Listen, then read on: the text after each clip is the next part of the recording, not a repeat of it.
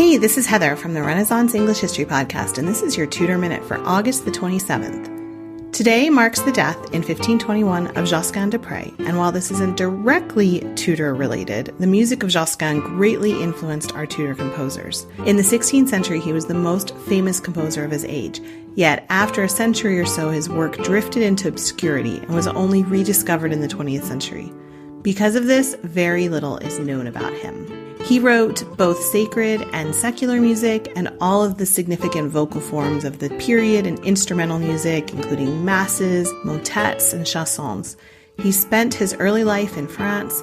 He was singing in a choir in Anjou in the 1570s. Then he moved to Italy, where he spent much of his adult life. Some people say he might have gone to Hungary because there's a potential mention of him in a church record there. So that's the thing, very little is known about him. But he did come back to France when he was older. His reputation grew and grew after he died, and there were countless writings about him. But then, like I said, he kind of drifted into obscurity, and it's only been since the 1950s that his music has really been rediscovered and appreciated. So I would encourage you today to listen to some Josquin and be transported.